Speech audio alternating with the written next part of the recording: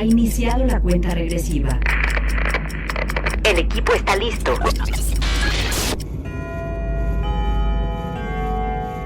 Cronómetro 2020.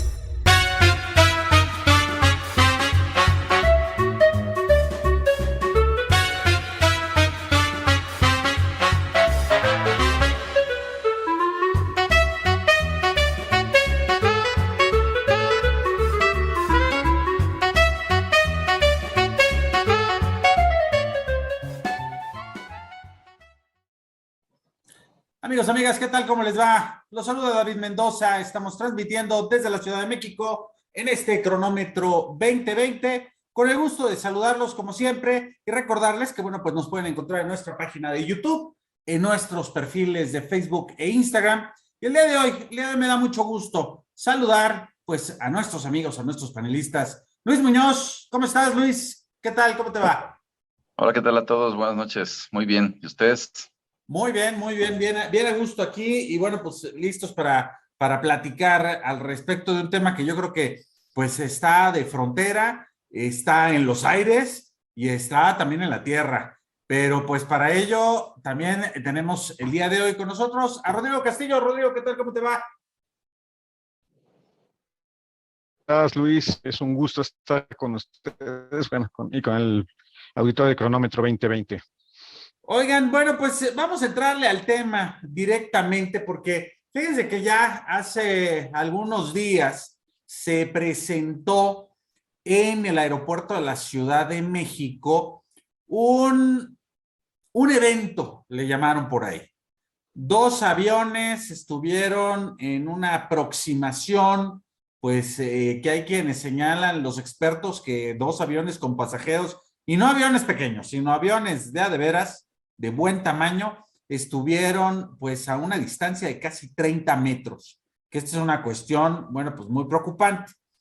Este mismo evento se repitió días después y también se llegó, o hay un informe por parte de algunas asociaciones en términos de transportistas, en los cuales se ha mencionado cómo se ha incrementado el robo de transportes, cómo se ha elevado la violencia también en las vías de comunicación y, por supuesto, hay quienes plantean que también hay mucha inseguridad en puertos y en todo esto que tiene que ver con vías de comunicaciones y transportes.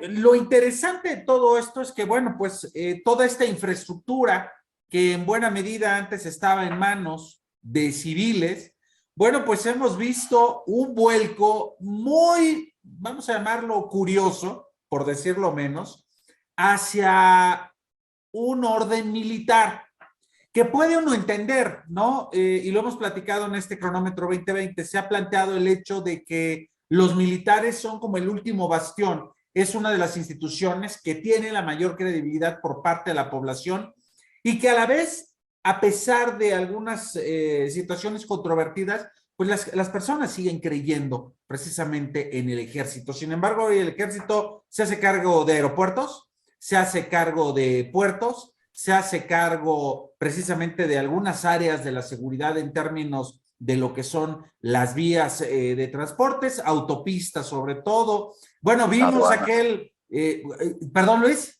Aduanas también. Aduanas también, que ahí están presentes, y donde, bueno, pues llama muchísimo la atención, porque ahora con esta visita que hizo el presidente a Centroamérica y a Cuba, llamó muchísimo la atención el hecho de que tanto el secretario de la Defensa Nacional como el secretario de Marina, pues acompañaran al presidente justo en este viaje a Cuba, en el cual se filtró por ahí, lo veníamos platicando ya en el programa pasado con nuestro especialista Tomás Milton Muñoz, que llamaba mucho la atención el hecho que los militares se acercaran con los militares cubanos a pedirles, pues obviamente, una serie de, vamos a ver, de pláticas, de cooperación, porque los militares cubanos se encargan mucho sobre todo de estos elementos que tienen que ver con puntos que creo que son nodales, ¿no? Y en el caso, obviamente, de los caminos, de los puentes, de la comunicación,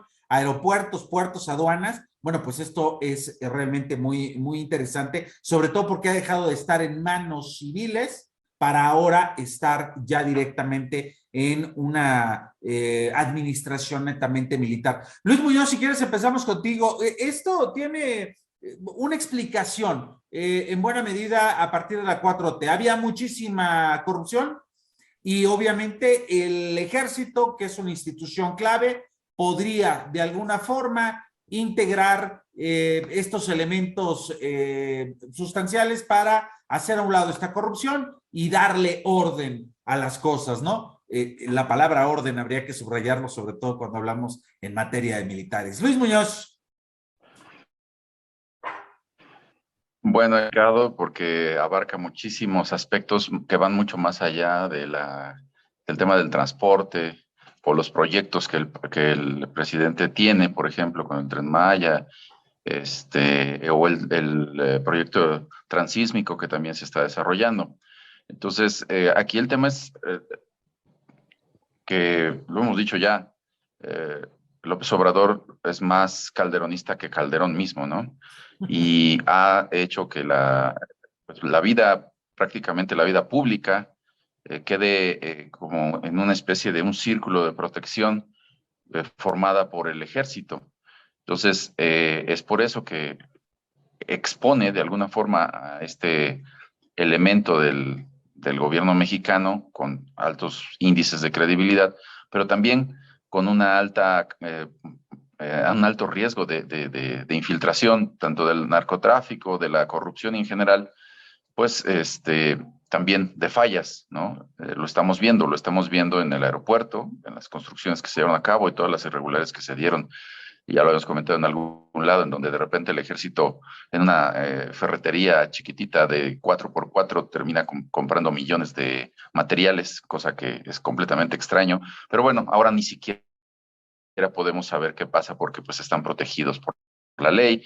En fin, aquí lo que yo veo es un problema de fondo que solo es el reflejo del desorden en el que se encuentra el gobierno, la estructura gubernamental mexicana, la incapacidad, lo que ya habíamos dicho también en otro programa, que es como el reconocimiento tácito de que no son capaces de gobernar y entonces el ejército se hace cargo de todo y prácticamente poniendo en riesgo a la población con casos como lo que hemos estado viendo, ¿no?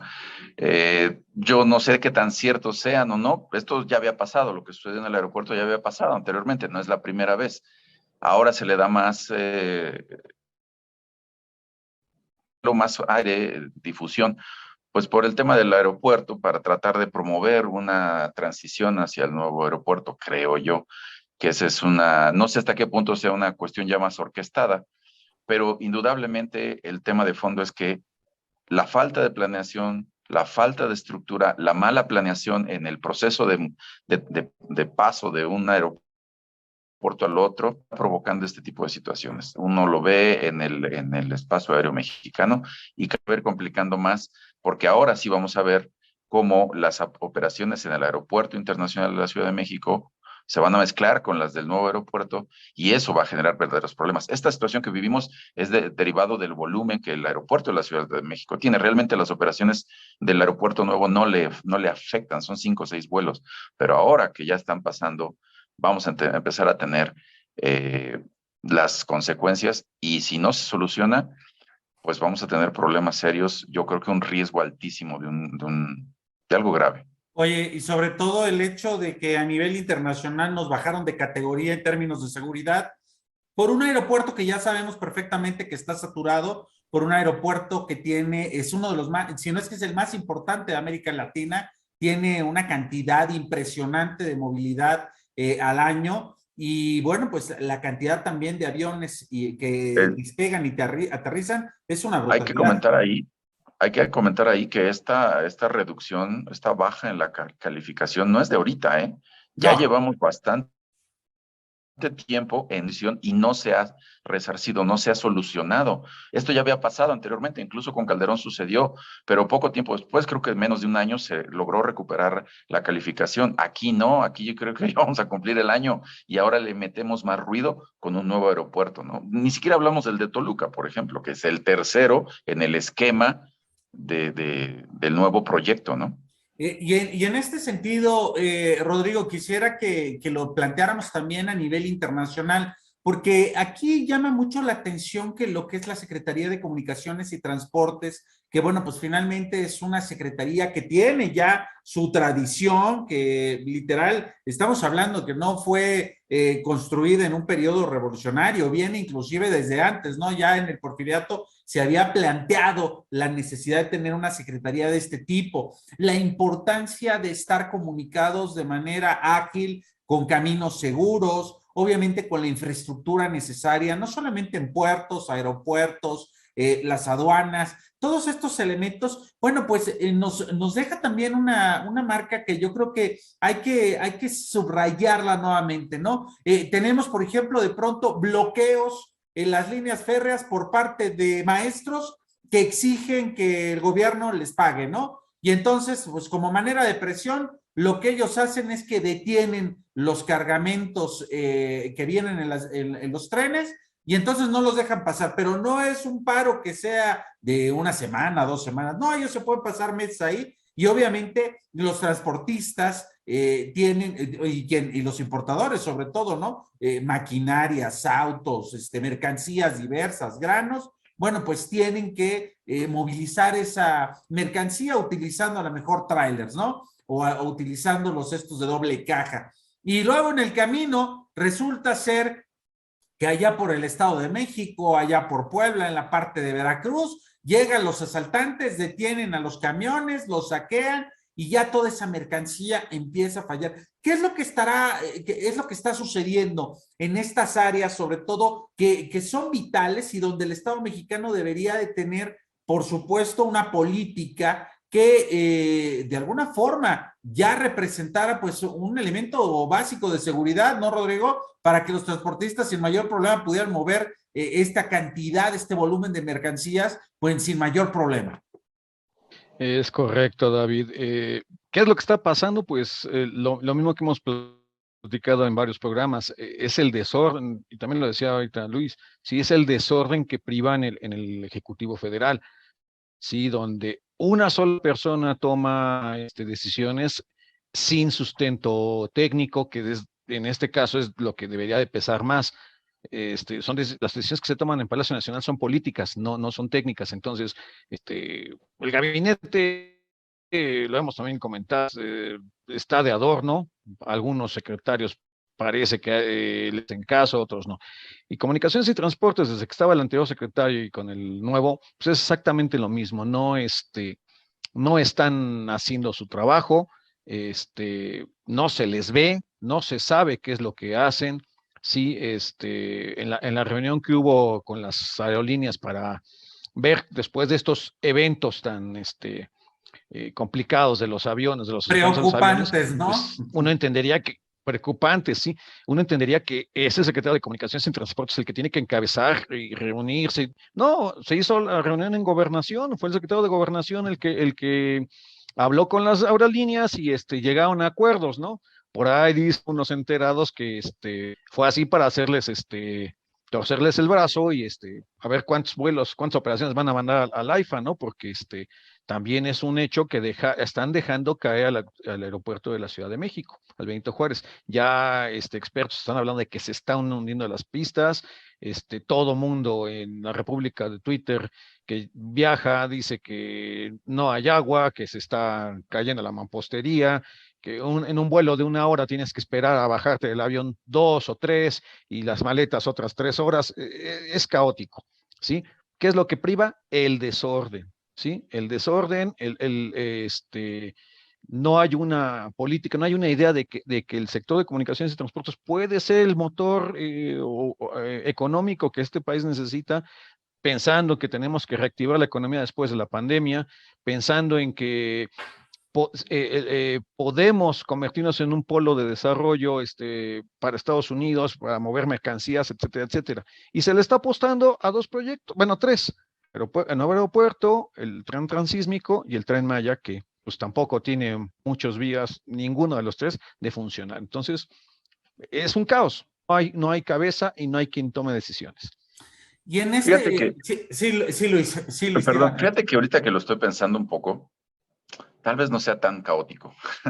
O sí, más bien es muy caótico, pero no es que no tenga una idea. ¿Hay orden dentro del caos? Sí, tal vez sí, porque finalmente pues, lo estamos viendo con la gira que hizo, la visita al sur, la visita a los países hermanos, Honduras, El Salvador, Honduras, Guatemala, sí. Belice y De alguna Cuba. manera, México, o el presidente en particular, está tratando de mirar hacia el sur, negándose hacia el norte, ¿no? Y lo vemos ahora con la amenaza que se hizo de que no voy a ir y en una actitud de pataleo, casi de niño chiquito, dice, pues no voy, ¿no? Pareciera, más bien, creo que corresponde a la ideología, a la posición política del presidente, el dar la espalda hacia el norte y enfocarse hacia el sur.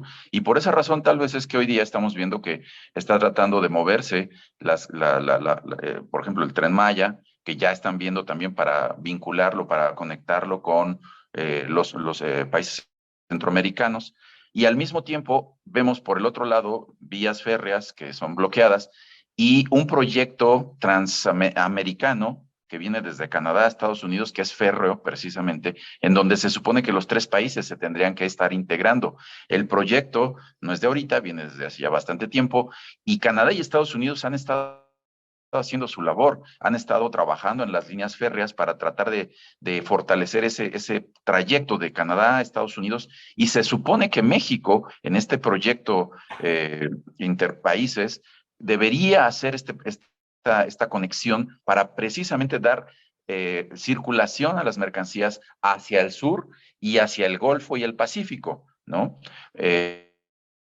Sale más barato muchas veces hacer ese cruce que Claro. mandar desde Canadá hasta la zona, a la costa este o oeste, depende de dónde vengan, porque finalmente el tren sale más barato. Entonces, no sé si también ese proyecto viene desde ahí y se nota una posición política, ideológica, no tiene que ver con una realidad económica en donde le damos la espalda a nuestros principales socios y los volteamos a ver al sur, lo cual no es malo, pero pareciera que no podemos tomar decisiones hacia los 2 lados, ¿no? Pero se pierde una enorme posibilidad, Luis, y era lo que quería comentar, porque finalmente México se podría convertir en este gran puente, ¿no? Inclusive la idea estaba presente, conectar precisamente China, Europa, alguna parte inclusive del mismo continente africano, el Caribe, y bueno, pues convertirse como en ese gran centro nodal de donde pudieran ir y venir todo este tipo de mercancías, ¿no?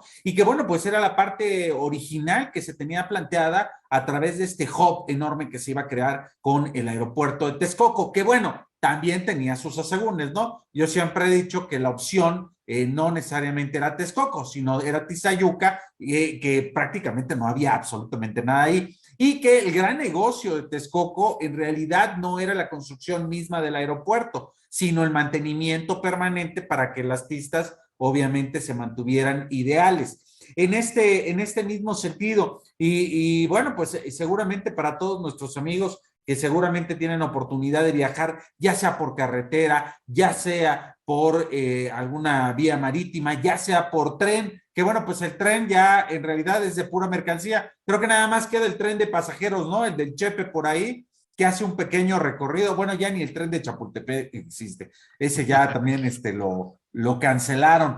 Pero sí esta necesidad de visualizarnos dentro de un contexto global, un contexto donde las mercancías se están moviendo de manera constante y donde a mí me llama mucho la atención el hecho de cómo se ha ido dejando de lado al sector civil para entregarlo al ámbito militar. En ese sentido, Rodrigo, ¿habría algún otro caso en algún otro país en donde, bueno, pues los militares se encargaran de esta área?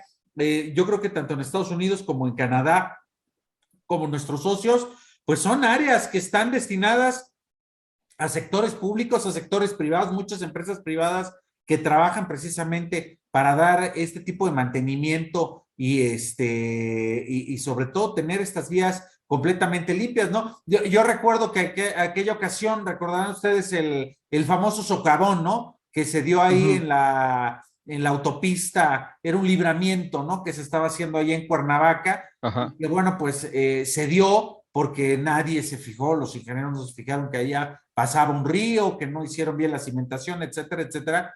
Y recuerdo mucho lo que señalaron en una ciudad japonesa donde también hubo un socavón y en prácticamente 3 días el socavón había sido reparado, se había vuelto a llenar y la gente estaba transitando. Mientras aquí se tardaron años y felices días, obviamente, en poder reanudar operaciones y que esta parte de la autopista siguiera funcionando. Rodrigo, ¿en algunas otras partes del mundo pasará esto o solamente en nuestro querido bello y pintoresco? Pues mira, yo creo que control total del gobierno y que el gobierno civil le pase la administración a las Fuerzas Armadas, no creo que pase en ningún lado. Vamos, en alguna república africana tal vez, China posiblemente, pero no lo tengo tan claro, ¿sí? En Corea del Norte seguro que sí. Bueno, Corea del Norte pues, es obvio, ¿no? Ese es un caso bastante extraño lo que está sucediendo. Me queda claro que si bien es cierto lo que decías al inicio del programa, de que el ejército es una de las instituciones mejor calificadas por la población en México, pues también todo el sacarlo de hacer su labor original y sustantiva y ponerlo a hacerla de todo, ¿sí? Pues termina desgastando a la propia institución y se está notando, ¿no? Me pasaba hace unos días lo del video de la corretiza que le pusieron a los pobres, a la Guardia Nacional por parte de armados. Entonces, es parte de este mismo proceso de desgaste, ¿sí? Yo creo que el presidente quiere apuntalar su régimen, una institución que él piensa que no tendría ningún interés por hacer nada para contrariarlo ni nada por el estilo, ¿no? Entonces, pues está complicado, ¿no? Ahora, dices que no se fijaron con lo del socavón. Mi querido David, hicieron un aeropuerto y no vieron que había un cerro que iba a interrumpir la bajada y subida de los aviones. Pues, ¿qué te puedo decir? Oye, o se movían las traves de la línea 12 y no se daban cuenta, ¿no? Es lo que dijo una diputada, ¿no? Que alguien en la noche llegó y movió las traves y pues eso hizo que se botaran los pernos, ¿no? O sea, yo creo que sí, muchas de las cosas que estamos viendo, que no es de esta administración, si nos venimos arrastrando, pues son muy a la mexicana, ¿no? Todo lo hacemos, al ahí se va, ¿no? Pues estamos jugando con vidas, ¿no? Al final estamos jugando y poniendo en riesgo vidas de personas y nadie, como siempre, nadie se va. Entonces, pues es bastante grave esto. Ahí fíjate que el tema es ese, o sea, finalmente errores en construcción, pues no es raro, o sea, puede pasar, ¿no? El tema es dónde está la responsabilidad, la posibilidad de tener un responsable. No lo hay en términos prácticos de quien construyó, sino en términos políticos. En cualquier otro país, por mí, pasó con la línea 12, ya hubieran renunciado, todos los involucrados ya estarían en investigación plena, o sea, y luego con este informe que nos acaba, que ellos mismos contrataron y que después se negaron, o sea, nos habla, volvemos, no solamente una falta de orden, de estructura, de capacidad técnica, sino una falta de ética política y de responsabilidad, ¿no? Y aquí, volviendo al ejército, yo me acuerdo mucho cuando lo que en algún momento dijo López Portillo, ¿no? Démosle cemento en lugar de armas al ejército, ¿no? Pareciera que el presidente compra o está comprando al ejército, involucrándolo cada vez más en labores civiles, haciéndolo responsable de ciertas actividades que normalmente no debería hacer, y al mismo tiempo le da la espalda y los hace títeres, como lo vimos hace unos días en un video, del crimen organizado, y encima de eso tiene el descaro de decir que ellos también son humanos y que pues los deben cuidar a los dos, ¿no? Entonces, ahí hablamos yo por eso el otro día lo decía en alguna reunión, o sea, hay una incapacidad para ver la realidad del día a día del mexicano, del día a día del norte, del sur y del centro, de Michoacán, de Zacatecas, lo que se está viviendo, lo que viven los soldados. Incluso uno mismo, uno esperaría en la Ciudad de México, por ejemplo, pues que tiene seguridad. Yo constantemente viajo y a cada ratito lo sabemos como viajeros, que hay zonas ya en donde tú no te puedes mover. Todo lo que es la zona de Morelos, tú ya no puedes mover porque sabes que en cualquier momento te van a bajar. Ya me pasó en la zona de Valle de Bravo, en la zona, todo lo que es el Morelos, el Estado de México, están los grupos organizados y con total impunidad llegan, cruzan una camioneta, se baja gente con cuernos de chivo y asaltan a la gente. Y eso no se ve, ¿no? Asaltan coches, motociclistas y demás, ¿no? Entonces, esa es una cerrada y por eso digo, ya los perdimos porque en esta capacidad de que debe haber responsables y que sobre todo debería haber una solución. Ni siquiera pareciera tener el interés de hacerlo. Lo acabamos de ver con las declaraciones que dio derivado de la corretiza que le metieron al ejército y el ejército, bueno, la Guardia Nacional, con total incapacidad porque tiene instrucciones claras de confrontarse, ¿no? Entonces, le amarras las manos a una institución, no lo dejas cumplir, lo expones, lo exhibes, pero además, por otro lado, le das cemento, le das estructuras o más bien infraestructura para construir. Entonces, es una contradicción, pareciera desde mi punto de vista que los están comprando, callándoles la boca al ejército con este tipo de responsabilidades en infraestructura, mientras por otro lado, pues no los dejan hacer su labor esencial y para la cual están hechos, ¿no? Oye, Luis, pero dice el presidente que estas son exageraciones, ¿no? Por ejemplo, lo del aeropuerto o lo de los mismos militares que estamos viendo que fueron ahí correteados en esta parte de Michoacán por el crimen organizado, que dice que son exageraciones de la oposición y de la prensa que es la golpista y la conservadora, ¿no? En todo sentido. Entonces, bueno, pues sí, tienes razón, hay un desconocimiento de realmente lo que pasa en el día a día del ciudadano, que como tú dices, ¿no? Hay zonas de la ciudad, no de la ciudad, del Estado de México y de los alrededores, autopistas o carreteras que la gente simplemente ya sabe que puede pasar a tal hora y después mejor ni cruzarse, ¿no? Mejor ni moverse. Y los delincuentes también ya se percataron de esta situación, ¿no? Sobre todo en muchos espacios que tienen que ver, hace poco estaba viendo un reportaje, ¿no? De cómo se han incrementado los asaltos en áreas que vienen desde Veracruz, pasan por Puebla y después llegan a la Ciudad de México y que con una impunidad total, como bien dices, cruzan una camioneta, bajan a las personas, desmantelan, se llevan las cajas y demás, y esa mercancía, esos bienes, pocos, muchos, lo que lleves ahí en tu viaje, simplemente se acaban. ¿Por qué? Pues porque no hay quien los esté cuidando. Oigan, y antes de irme, yo quisiera que sí pudiéramos retomar este aspecto que tiene que ver con las personas y sobre todo con grandes inversiones también que se han venido haciendo. Y digo, vamos a también señalar, no todo es culpa de esta cuarta transformación, pero sí me queda, por ejemplo, mucho los negocios que se hicieron al amparo del poder, ¿no? Yo siempre le llamo la autopista que hicieron dentro de la autopista, por ejemplo, la México-Toluca, que era una autopista innecesaria, una autopista que también deforestó una cantidad brutal de árboles entre la Ciudad de México y Toluca, y que al final, bueno, pues sirvió para generar pues una entrada extra, ¿no? De recursos de una autopista dentro de la autopista. Pero ¿qué tal también el famoso tren interurbano, ¿no? Que iba a ir de Santa Fe, de ahí de Observatorio, hasta Toluca, y que por más que le meten dinero, no hay manera de terminarlo. Inclusive, ninguna de las áreas en términos de obra civil en la Ciudad de México se ha podido concretar. No hay manera de que eso se termine.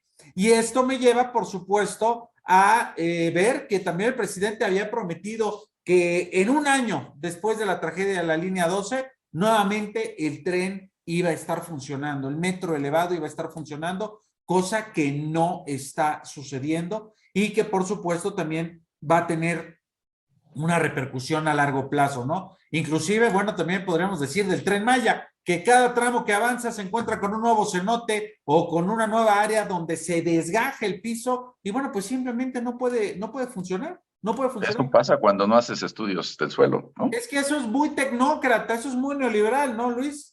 Pues es que ya ves, es bien fácil sacar el petróleo, nada más metes un tubo y sale solo. Así es como ellos creen que se construyen las carreteras y las autopistas, ¿no?